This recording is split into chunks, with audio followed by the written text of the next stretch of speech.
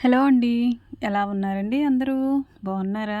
మీరంతా బాగుండాలని మనస్ఫూర్తిగా దేవుడిని కోరుకుంటున్నాను. నా వీడియోస్ చూస్తూ ఛానల్‌ని సపోర్ట్ చేస్తున్న ప్రతి ఒక్కరికి పేరు పేరున ధన్యవాదాలైతే చెప్పుకుంటున్నానండి. ఒక మధ్య తరగతి ఇంట్లో ఉండే ఇల్లాలు పడే ఇబ్బందులు, వాటిని ఎలా ఫేస్ చేస్తుంది, ఎలా వాటిని సవరించుకుంటూ, సర్దుకుంటూ, ఇంకా తన కుటుంబాన్ని ఎలా లీడ్ చేసుకుంటూ వస్తుందనే విషయాన్నైతే వీడియోలో నేను షేర్ చేశానండి ఈరోజు. అసలు మధ్యతరగతి కుటుంబం అంటే ఏంటండి? మధ్యతరగతి వాళ్ళు ఏమనుకుంటారంటే మనసు నిండుగా ఎన్నో ఆశలుంటాయండి. కానీ మనసు నిండా ఆశలున్నంతగా వెనకాలైతే మనకి ఏమీ ఉండదు.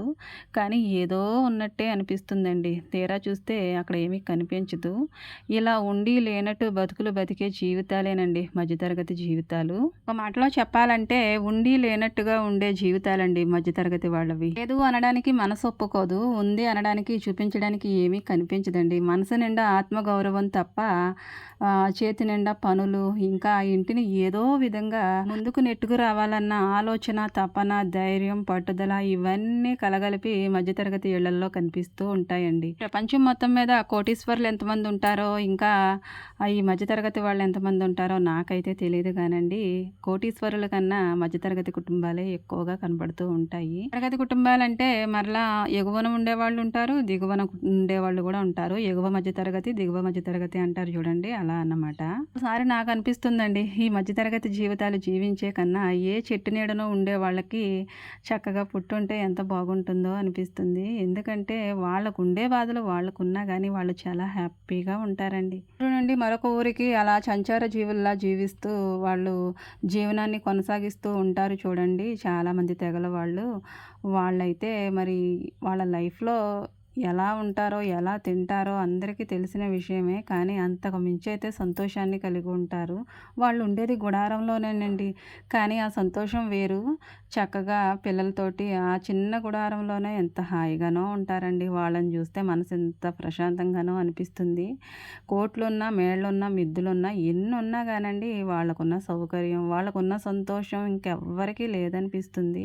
బ్రతికితే ఇలా బ్రతకాలి ఉన్నన్ని రోజులు అనిపిస్తుందండి. ఎందుకండి ఈ మధ్యతరగతి ఇళ్లల్లో పుట్టి, పెరిగి ఇలా బాధలు భరించుకుంటూ సంతోషము ఉంటుంది, బాధ ఉంటుంది, కష్టాలు ఉంటాయి, కన్నీళ్ళు ఉంటాయి. ఇవన్నీ కలగలిసిన దాన్నే కదండీ మధ్యతరగతి కుటుంబం అంటారు. ఇవన్నీ లేకపోతే జీవితానికి సార్థకత ఉండదు. కానీ మనిషి పుట్టిన తర్వాత అన్నీ భరించాలనిపిస్తుంది ఒక్కొక్కసారి. కానీ ఇవన్నీ భరించడం నా వల్ల కాదేమో అనిపిస్తుంది ఇంకొకసారి. ఎందుకంటే వచ్చే కష్టాలు అలాంటివండి. ఈ రోజులు అసలే బాగోలేవు. ఇదివరకటి రోజులంటారా, తిన్నా, తినకపోయినా మనం ఎలా ఉన్నా గానీ ఈ సమాజానికైతే మనము ఏమీ చెప్పనవసరం లేదు. ఎందుకంటే అప్పుడు అందరూ ఒకే విధంగా ఉండేవారండి. కానీ ఇప్పుడు వేషల్లోనూ, భాషల్లోనూ, ఇంకా ఆస్తుల్లోనూ, అంతస్తుల్లోనూ పోటీలొచ్చేస్తున్నాయి కదండీ! ఈ పోటీల మధ్యలోనైతే మనసు ఊగిసలాడుతూ ఉంటుందండి. అటువంటి పోటీలకు నేను చాలా దూరంగా ఉంటాలండి. ఈ మనసుకు ఏదో తెలియని బాధ, వెలితి, ఇంకా కొన్ని కొన్ని సార్లు వచ్చే సమస్యలు ఇవన్నీ ఎప్పుడూ కూడా వెన్నంటి పక్కలో పడడం లాగానే అనిపిస్తూ ఉంటాయండి. ఒక సమస్య తీరింది హమ్మయ్య! అనుకునేలోపు ఆ ప్లేస్‌లోకి ఇంకొక రెండో వచ్చి కూర్చుంటాయి. ఇలా జీవితాంతం సమస్యల వెంబడి సమస్యలు వస్తూనే ఉంటాయి. వాటిని ఏదో విధంగా బయటకు పంపించేస్తూ ఉంటాము. మరలా వచ్చి కూర్చుంటూనే ఉంటాయండి. మధ్యతరగతి జీవితాల్లో ఈ బాధలు, ఈ సమస్యలు ఇవి తప్పించి ఇంకా ఎక్కువగా నాకైతే ఏమీ కనిపించవండి. కనిపించట్లేదు అసలు. అసలు పెళ్లి కాకముందయితే జీవితం వేరుగా ఉంటది. పేదవాళ్ళమైనా, మధ్యతరగతి వాళ్ళమైనా, ఇంకెవరమైనా గానండి పెళ్ళికి ముందున్న జీవితంలో ఎలాంటి బాధ్యతలు ఉండవు. ఎలాంటిది ఏమీ ఉండదు. అమ్మా, నాన్న హాయిగా పెంచుతారు కాబట్టి వాళ్ళ దగ్గరుండి జీవితాన్ని చక్కగా గడిపేస్తాము. ఎలాంటి కష్టం వచ్చినా అమ్మ చూసుకుంటుంది, నాన్న చూసుకుంటారులే అనుకుంటాము. కానీ పెళ్లి తర్వాత అలాంటి బాధ్యతలు మనకు కూడా వస్తాయి కదండీ! తరాలు మారుతూ ఉంటే మన జీవితాల్లో కూడా మన రాతలనేవి మారుతూనే ఉంటాయి కదా! ఇక మనకంటూ బాధ్యతలు వచ్చిన తర్వాత తెలుస్తుందండి. అసలు కుటుంబం అంటే ఏంటి? కుటుంబంలో వచ్చే సమస్యలంటే ఏంటి? ఆ సమస్యల్ని ఎలా మనం తట్టుకోవాలి? ఎలా ముందుకెళ్ళాలి? పిల్లల విషయంలోనూ, ఇంకా ఇంటి విషయంలోనూ పెద్దవాళ్ళకొచ్చే ఈ ఆరోగ్యానికి సంబంధించిన విషయాలు ఇవన్నీ కూడా ఒకదాని ఒకటి మూకుమ్మడిగా వచ్చి దాడి చేస్తూ ఉంటుందండి ప్రాణం. పెనం మీద నుంచి పొయ్యిలోనే పడిపోయినట్టు అనిపిస్తుంది. అలాంటి ఊపిరాడని పరిస్థితులు అనేకం జీవితంలో వచ్చినప్పటికీ వాటిని అధిగమించుకుంటూ రేపు అనే రోజున ఇంకా బాగుంటుందేమో లైఫ్ అనుకుంటూ ఇప్పటి వరకు ఇలా వచ్చేసానండి. అన్ని భరిస్తూ ఉంటే నాకు అనిపిస్తుందండి, ఒక్కోసారి ఎంతని తట్టుకుంటామండి, ఎన్నని తట్టుకుంటాము, తట్టుకోవాల్సిన గాడికి తట్టుకుంటాము, భరించవలసినంత వరకు భరిస్తాము. ఇంకా ఆ పైన కూడా ఇంకా భరించాలంటే మనుషులం కదండి. ఎప్పుడో ఒకప్పుడు బాధ అనేది వస్తుంది కదా. ఇక అలాంటప్పుడు నాకేమనిపిస్తుందంటే, ఎప్పుడు కూడా ఇలాంటి బాధలన్నీ ఇలాంటి మధ్యతరగతి కుటుంబాల్లో వాళ్ళకే వస్తాయా అనిపిస్తుంది. ఎందుకంటే మనకొచ్చిన బాధని పక్క వాళ్ళకి రావాలని ఎప్పుడూ కోరుకోనండోయ్. నాకొచ్చిన సంతోషమైన బాధ అయినా అది నా వరకే, నాకే సంబంధించింది కాబట్టి నేనే అనుభవించాలి. సంతోషం వచ్చినప్పుడు చాలా హ్యాపీగా ఉంటాము మన కుటుంబ సభ్యులతోటి. మరి బాధ వచ్చినప్పుడు కూడా మరి ఆ బాధను మనమే భరించాలి కానీ, నాకే వచ్చింది పక్క వాళ్ళకి ఎప్పుడొస్తుందో అన్న ఇదైతే నాకు ఉండదు. అది తప్పు కదండి. సంతోషం వచ్చినప్పుడు నలుగురితో కూర్చొని ఎలా సంతోషిస్తామో, ఇక బాధలు వచ్చినప్పుడు కూడా గుట్టు చప్పుడుగా ఎవ్వరికీ చెప్పకుండా నాలో నేనే అలా దిగమింగేసుకుంటూ ఉంటాను. ఎందుకంటే ఆ మధ్యతరగతి కుటుంబాల్లో ఆత్మగౌరవం ఎక్కువ కదండి.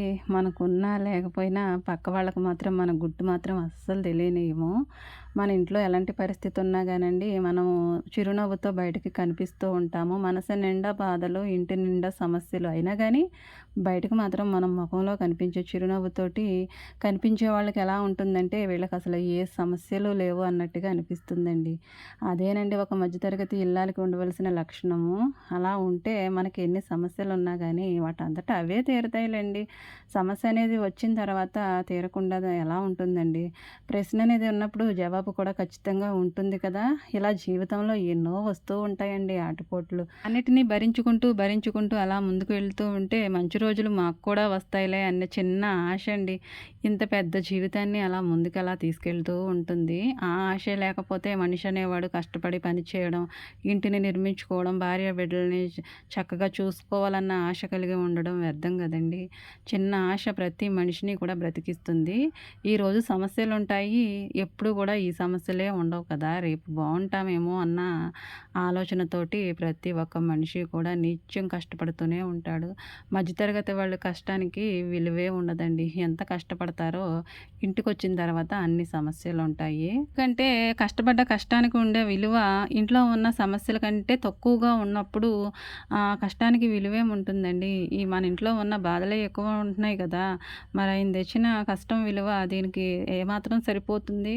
అయినా కానీ ఈ నెల కాకపోతే మరొక నెల అనుకుంటూ ఎన్ని నెలలు అయిపోతుందండి, ఎన్ని సంవత్సరాలో అయిపోతుంది కదా. కానీ మధ్యతరగతి జీవితాలు ఏమైనా కాస్త కుదిరిపడ్డాయి అంటారా?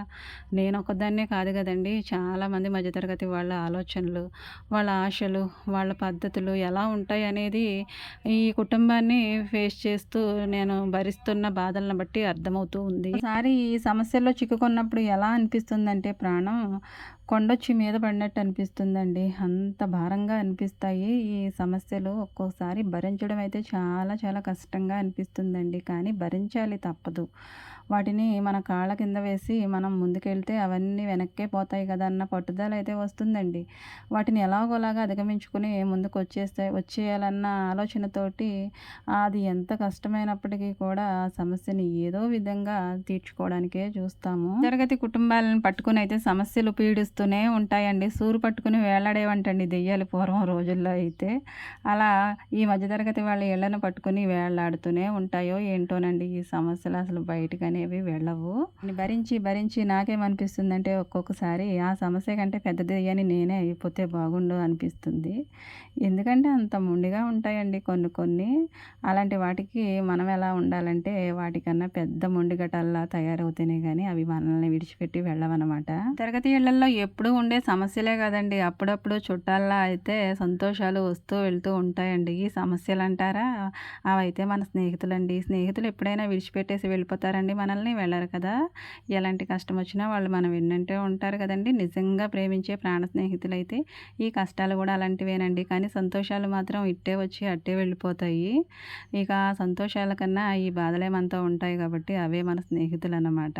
ఆ స్నేహితులకు తోడు మన కన్నీళ్ళండి. వచ్చే ప్రతి బాధ బాధ నుంచి ఒక్కొక్కసారి మనకు తెలియకుండానే కళ్ళల్లో నుంచి నీళ్ళైతే వచ్చేస్తూ ఉంటాయి. కళ్ళ వెంట అలా నీళ్లు కిందకి కారుతూ ఉంటే మన గుండెల్లో ఉన్న బరువంతా అలా కొద్ది కొద్దిగా దిగిపోతున్నట్టుగా అనిపిస్తుందండి. అంటే కన్నీళ్ళు కూడా మనకి సహాయం చేస్తాయి కదండి, మన బాధని కాస్త తగ్గిస్తాయి కదా.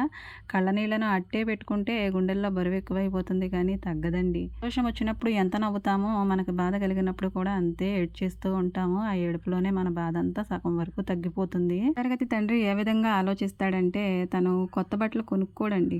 పండగ వచ్చిందంటే పిల్లల కోసమే ఆలోచిస్తారు. పిల్లల గురించే చూసుకుంటారు. వాళ్ళకి చెప్పులు ఉన్నావా లేవా, వాళ్ళకి బట్టలు సరిగా ఉన్నాయో లేవో, వాళ్ళకి యూనిఫామ్ వచ్చేసి సంవత్సరానికి ఒకసారో రెండు సార్లు కుట్టిస్తూ ఉండాలి.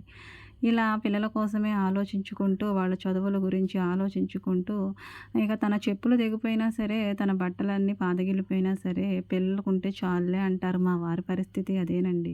మా నాన్న దగ్గర నుంచి చూసుకుంటూ వస్తున్నాను. ఇంకా మా మామయ్య గారు కూడా అంతే.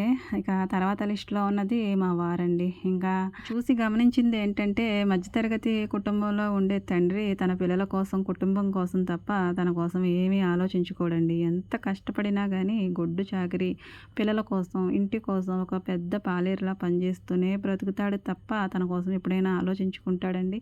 ఒక నిజమైన తండ్రి, ఒక నిజంగా తన కుటుంబం కోసమే ప్రాణం పెట్టే తండ్రి తన కోసం ఎప్పుడు కూడా ఆలోచించుకోడండి. తండ్రి అంటేనే నిజం కదా, ఇంకా నిజమైన తండ్రి ఏంటి అని మీకు అనిపించవచ్చు. ఈ మధ్యకాలంలో చూసే తండ్రులైతే చాలామంది డిఫరెంట్గా కనిపిస్తూ ఉన్నారండి. ఎవరికి ఉంటుందండి పిల్లల మీద, భార్య మీద ప్రేమ?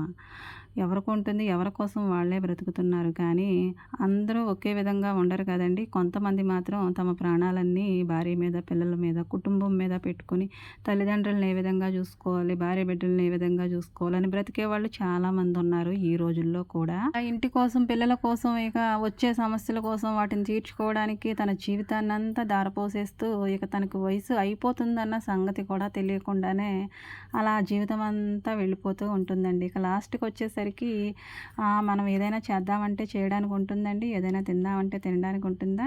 పిల్లలు తింటారులే పక్కన పెట్టు అంటారు. ఏదైనా పెడితే, ఏదైనా వాళ్ళకి నచ్చింది అనుకోండి, మనం తినము, వాళ్ళకే పెడతాము. ఎందుకంటే పిల్లలకి మళ్ళీ అది మనం పెట్టగలమో లేమో అనిపిస్తుంది కదండి. ఒక్కొక్కసారి మనం పెట్టగలమండి, కానీ పిల్లల కోసమే ఉంచేస్తాము. తినేది కూడా మనం కడుపు నిండా తినలేము. పిల్లల ప్రేమ అలాంటిది. బయటికి అలా వెళ్ళినప్పుడైతే, హోటల్ ముందు నుంచో వెళ్తున్నప్పుడు, ఏ బిర్యానీ పాయింట్ నుంచో వెళ్తున్నప్పుడు అయితే, ఫాస్ట్ ఫుడ్ సెంటర్లు ఉంటున్నాయి కదండి, వాటి ముందు వెళ్తున్నప్పుడు గమ్మత్తుగా అయితే స్మెల్ వచ్చేస్తూ ఉంటుంది కదండి. మగవాళ్ళు పాపం ఎలా తగ్గించుకొని కంట్రోల్ చేసుకుంటారండి. వాళ్ళు తినాలని ఎంతో ఆశ ఉంటుంది కదా. కానీ కొంతమంది ఏం చేస్తారంటే పిల్లల్ని గుర్తు చేసుకుంటారు. తీసుకెళ్తే వాళ్ళకి తీసుకెళ్తారు, లేదంటే అది మానేస్తారు. కొంతమంది ఆలోచన విధానం ఆ విధంగా ఉంటుంది. 100, 150, 200 పెట్టి ఇది నేను తినే కన్నా ఇంటికి తీసుకెళ్తే ఏ చికెను, మటను పిల్లలతో పాటు అందరూ కూడా తింటారు. ఇక నా ఒక్కడి కోసమే ఈ 200 ఖర్చు పెట్టాలా ఏంటని కొంతమంది తండ్రులైతే వెనక్కి వచ్చేస్తారు కానీ తినలేరండి. పిల్లలు గుర్తొచ్చేస్తారు ఆ టైంకి. ఇలా తన వయసులోనూ చక్కగా ఆరోగ్యం బాగున్నప్పుడు, జీర్ణశక్తి బాగున్నప్పుడు, ఇది పిల్లలు తింటారులే అని పిల్లల కోసమే ఆలోచిస్తూ ఉంటాడండి ఒక తండ్రి.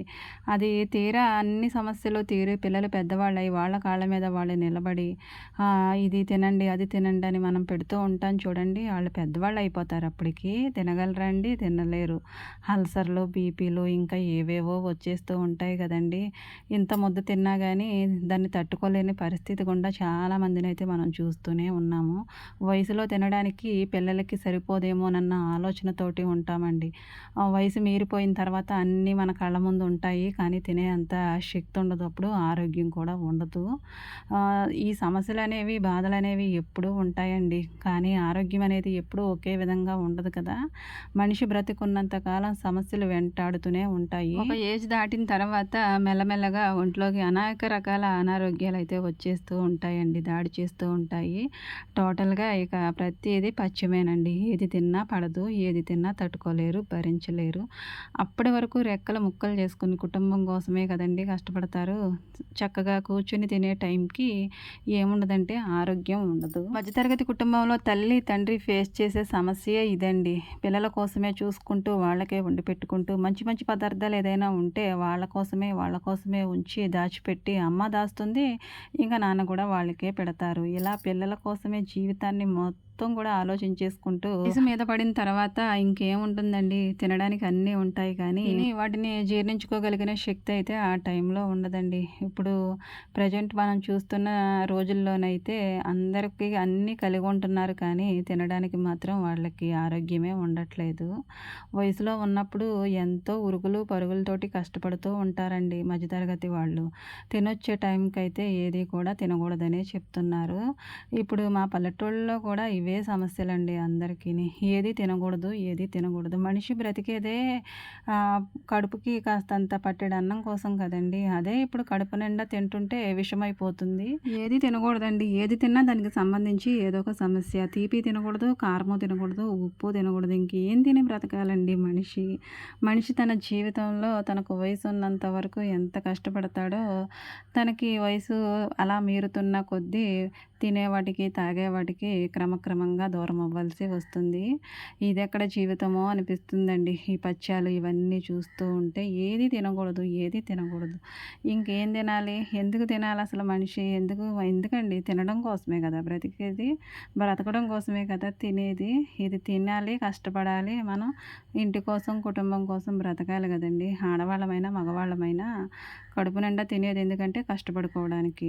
అంతేగాని తినేసి ఎవరో కూడా ఖాళీగా కూర్చోరు కదా! ఒక మధ్యతరగతి ఇంటి చరిత్ర చూస్తే అసలు ఒక పక్కన సంతోషంగాను ఉంటుంది, ఒక పక్కన బాధ ఉంటుంది. వాళ్ళకున్న సమస్యలు చూస్తే వినడానికి 2 చెవులు కూడా పనిచేయవండి. ఒక్కొక్క ఇంట్లో అంత గాథలుంటున్నాయి. రోజులు మారాయి. కానీ రోజులతో పాటు అన్నీ కూడా మారిపోతున్నాయి కదండీ! ముఖ్యంగా ఆరోగ్యాలు ఎవరికీ కూడా ఏమీ అంత ఆరోగ్యం ఉండట్లేదండి. మనకొచ్చే ఈ సంపాదన కంటే కూడా మనకున్న ఈ వ్యాధులు, బాధలు, ఈ రోగాల సమస్యలే ఎక్కువగా ఉంటున్నాయి. హాస్పిటల్ బిల్లులు అసలు హాస్పిటల్‌కెళ్తుంటే ఎలా ఉంటున్నాయండి. మన సంపాదన అసలు వాటిలి ముందు.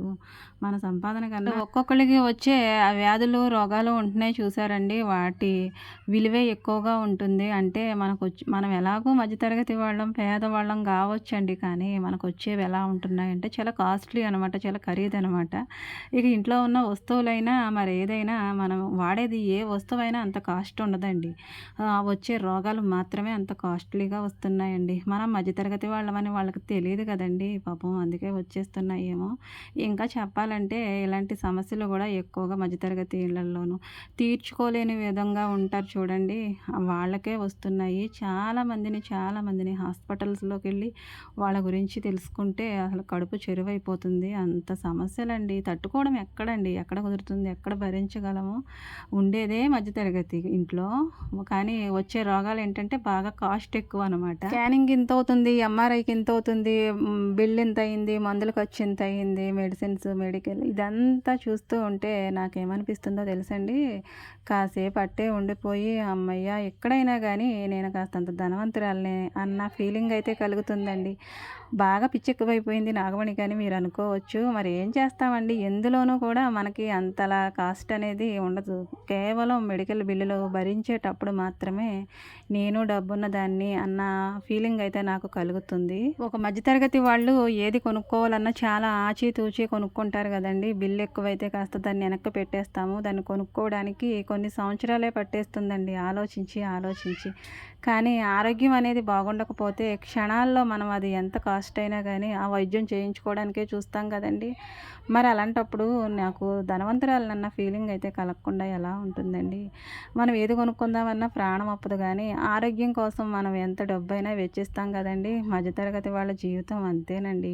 ఏ వస్తువు కొనుక్కోవడానికి ప్రాణం పెట్టలేం గానీ మధ్యతరగతి కుటుంబాల్లో ప్రేమలు, ఆప్యాయతలు చాలా ఎక్కువండి. ఒకరికి ప్రాణం బాగోకపోయినా మరొకరు ప్రాణం విలవిల్లాడిపోతుంది.